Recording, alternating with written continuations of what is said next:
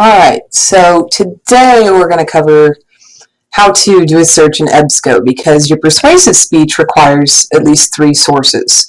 I like to see about 3 to 5, but you have to have at least 3. And I believe the requirements say that one of those sources needs to be verified or peer-reviewed. Okay, so it needs to be an academic source. And really the best way to find academic sources is to use what the college has already provided you. So if we go to our main Kelly website here, and we go to the library, so we should be able to get to this from, you go up to academics, you scroll down to academic support, library services live there, and you can come down to the library's e-portal. You can also get to this by going to Blackboard. So if you were to go to Blackboard here, and I wanted to go to the library, I can access it straight from Blackboard as well, which is pretty cool. Now, I want to tell you today about EBSCO, because EBSCO is the online database that Cali pays for, and it's also the online database that is free for you guys to use. And the cool thing about it is that website, or that source review that we did, the crack test, where we have to determine currency, relevancy, authority, accuracy, and purpose. You don't really have to do that with stuff on EBSCO. I mean, you should do it no matter what, but with EBSCO, the great thing is that these are all academic publishers. They've done the peer review. They've done most of the stuff that is required to make sure that the sources are there. So as you can see, I just went there, and what we do is we log into EBSCO from the main library page. We click on that. We have the information page, and you want to go to the EBSCO research databases up here in the top left-hand side. And what you're going to see when you pull it up is that the first 3 are checked.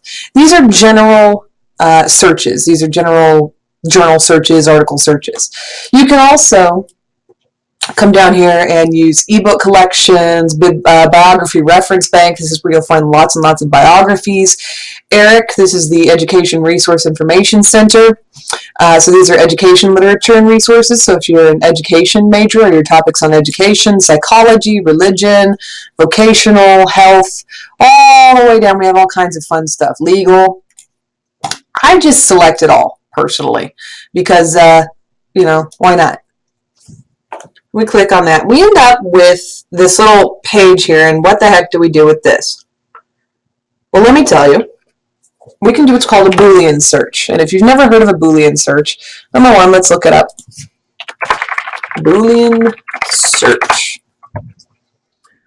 So Boolean searching, and this is basically defined as a logic system showing relationships between sets by using the words and, or not. So if you were to do a search, and for instance, I've uploaded to your Blackboard Aaron Huey's persuasive speech on America's Native Prisoners of War, where he talks about giving land rights back to the Native Americans, as is promised in the treaties that are still in effect today with them. And if I wanted to search for this,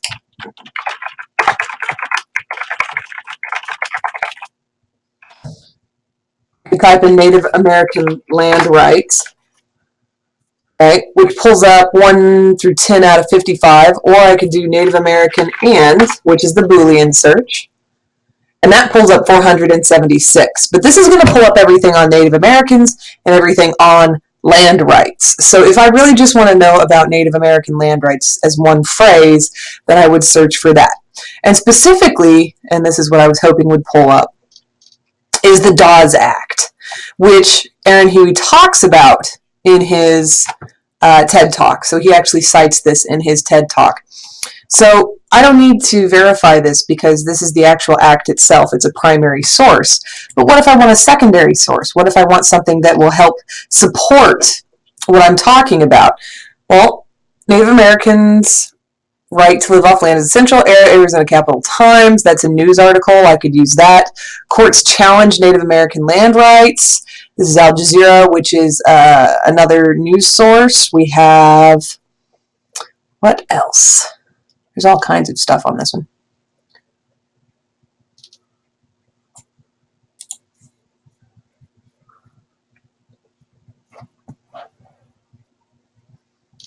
I mean, as you can see, we have most of this book, by the way, is going to be news sources on this one. Trying to find academic journals on this is going to be difficult.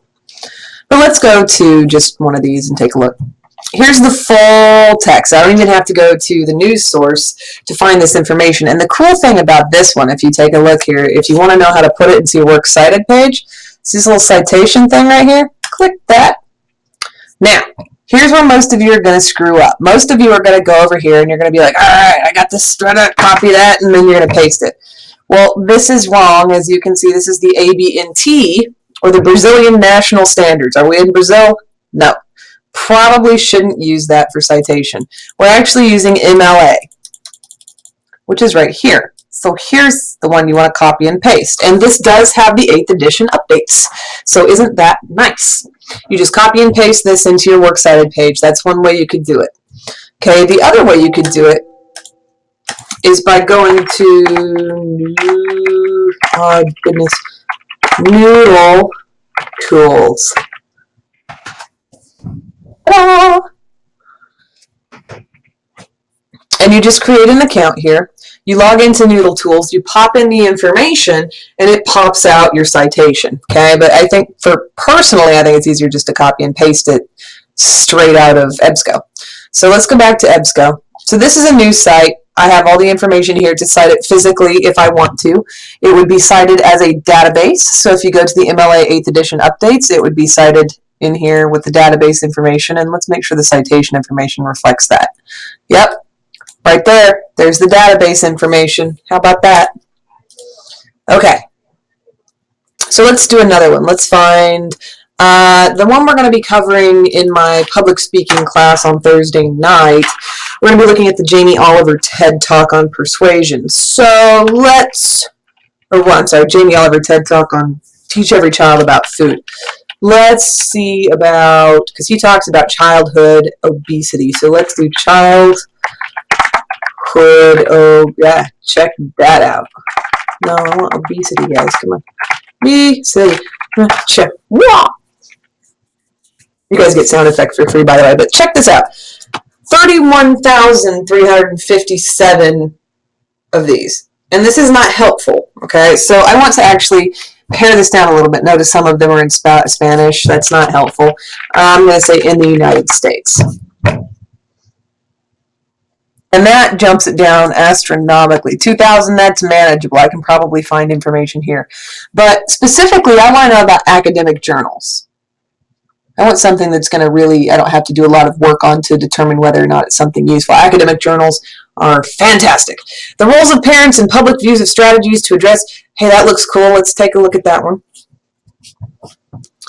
And the nice thing about EBSCO is it gives you this little abstract right here. So context, the public's views of parents' behaviors and choices and the attitudes held by parents themselves are likely to influence the successive efforts to reverse obesity rates. Methods, so they talk about the methods they use, they talk about their findings, they talk about how they actually did the study itself. So this is one that actually has a study in it, which is really good. We like studies. And authors, so we have lots and lots of authors. EBSCO is really cool that if I click on these authors, it shows me all kinds of stuff. Looks like she's kind of all over the place, but mostly focuses on health and kind of what we put into our bodies, so that's good. Looks like her two areas are gun control and obesity, so beverage, caloric intake, obesity. That's nice. Subjects, we've got this document type, source, Milbank Quarterly, so we know it's an academic journal, which means that by nature of being an academic journal, it had to go through a peer review process. So we know that it's peer reviewed, and if I want to cite it, I can come over here, I scroll down to MLA, make sure you're doing that. Ta-da! There's all the information. That's the exact way to cite it, and I can tell you that's correct because the et al. Is part of the 8th edition update. It's brand new. You've never done that before. Just copy and paste this in there and change it to Times New Roman 12-point font. Pretty cool. Okay? All right. So, that being said, a couple of things I want you guys to think about because this is a relatively short video. That I'm just kind of giving you the basics of EBSCO. But EBSCO is really nice. You don't have to verify your sources. Most of them are already pre-verified for you by nature of being in academic journals or on news sites, whatever the case may be. But when you cite this stuff, I need to make sure you guys understand just how much information you need to cite. So for instance, if I were to cite Julia Wolfson here, I wouldn't just say Julia Wolfson states. I would say Julia Wolfson et al., which indicates these other authors here, because there's lots of those guys, right? I need to give credit to everybody. Julia Wolfson et al. State in their article, the role of parents and public views of strategies to address childhood obesity in the United States, that, ... Okay, you need to get that specific so that when I am grading your speech, I can clearly hear you state the source that you're planning on using. If I don't hear you clearly state it, it's really difficult to give you credit for it. Childhood obesity, can it really be child neglect? In her article, Childhood Obesity, Can It Really Be Neglect? Abby Goldboss states, ... Okay, so you see how I'm providing in text or in speech citation by being very, very clear about what it is I'm citing. And the best way to do it is to give the author's name, the article name, and then information. All right, so I mean, just rule of thumb is how that is probably how you want to run that. You could also do article and then author. If there is no author, then just state the article's name and the website. Okay, so for instance, let's do basic search here. Childhood obesity. I want to go to the CDC. So let's say I use the cdc.gov, which is a pretty good one. And I want to look here, and it says, on the CDC websites titled Childhood Obesity Facts. So you hear how I'm citing that one. On the CDC website, Childhood Obesity Facts, which means that if I do that search, CDC, child, and I'm going to put it in quotations, childhood obesity facts, and go straight to that just from your verbal citation. That's why you need to be that specific in your information. These are the exact same sites, but the way you cite it is important, because if I just do CDC obesity, I can't spell today. Oh my goodness, it brings up all this stuff. Now, granted, this same website does come up, but I have to go through a lot more hoops to get there. I don't like that as the instructor. I want to be able to go straight to the article that you are citing or the website that you are citing. So get that specific. If there's an author, cite the author and then the article name. If there's no article, or if there's no author, then you cite the website, article name. If there's no article name, you just cite the website. On the Center for Disease Control and Prevention, it states, whatever the case may be. Okay, but I have to hear those very, very clear citations. Now, in terms of a works cited page, here's the deal that a lot of you need to really be working on. If we go to, so let's say we pull this up. When you do your works cited page, it needs to be works cited, okay, like so. And then let's pull up a couple of these so that I don't have to spend forever and a day writing them out. So we want MLA. Let's go down here. Da, da, da. I'm going to copy it. Copy. Then I'm going to paste it into my thingamajigger here. Bam. Uh-oh. Well, that doesn't look good. I don't want to leave it looking like that because that's not helpful. But let's get another article real quick just to make sure we're being real. There we go. Let's pull up another one.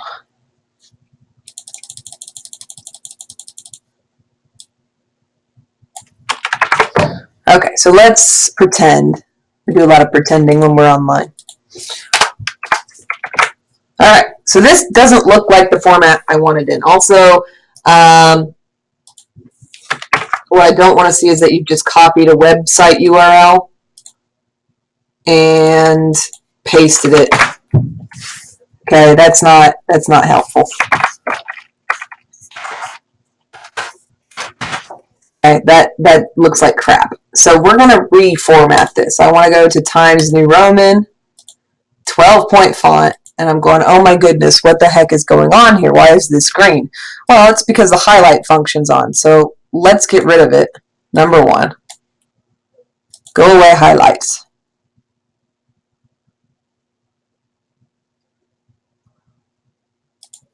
Okay, well, let's see.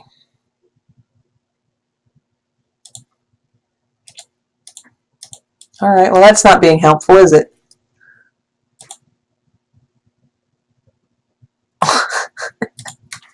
The one thing I'm trying to help people fix and I can't fix it myself. Stop highlighting. No code. All right, tell you what, let's redo this and I'm just going to tell you how to do this properly. So let's go back through. Ta-da! Or not. All right, well, never mind on that one. Anyway, the point is go back, reformat it, and if you have stupid stuff like that, then just type it out in the proper format without the stupid green highlighting that doesn't seem to want to disappear. If you find that EBSCO is doing that, if you're getting the stupid green highlighting, I suspect the way we fix it is, I don't know what that is to copy and paste it. So let's paste this in here. And you see this little control bar here? Those are your paste options. I would just say keep text only, which gets rid of all those problems to begin with. Okay, so this little dude right here, he's pretty indispensable. So that would be how you go back through and you reformat your works cited page. So, well, actually, we've got this, so let's just do it. Go back to center, we do works, and there's more than one of them, so it's got to be works cited, and we've got number one, and let's do a second one. No, do we have a fun one? What's a fun one? Preventing childhood obesity. Da-da-da, citation, because why not? Copy this. And then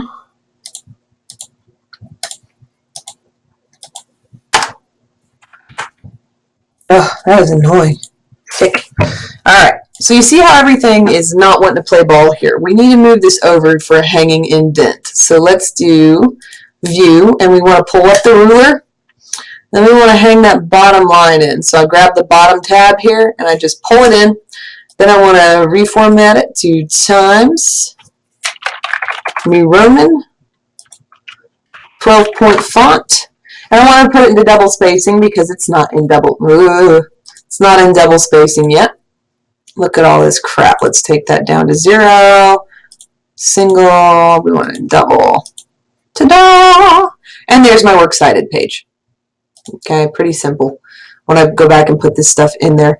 The other problem of doing this is that some of this stuff actually needs to be italicized.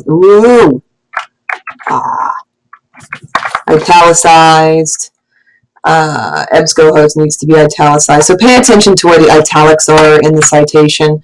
Make sure you're getting that stuff correct. That's particularly important, those italics. Otherwise, I'm going to take points for mismanaging sources. So really all you have to do for that one is go back here and say, oh yeah, EBSCO host is supposed to be italicized. This is supposed to be italicized. Okay, so just pay attention to that information. So, just to kind of recap what we're doing here, and I'm going to get completely out of this so we can go back through it. To get to EBSCO, we go to the main library web page. We get to the main library web page and get to it from Blackboard, which is probably the easiest way. We go to EBSCO, click this, where it says EBSCO host. We say, I want to do everything. We say continue. And then you do your search for, you know, kickbacks, whatever you want to do. All right, and there's your search. Search through your stuff. Make sure it's going to support it. You do have to read these sources. It's not useful to you to find a source that disproves what it is you're talking about, so please read them. And other than that, that's pretty much EBSCO in a nutshell. If you guys have any questions, comments, concerns, as always, feel free to contact me and let me know. Other than that, I hope this helps you, and good luck.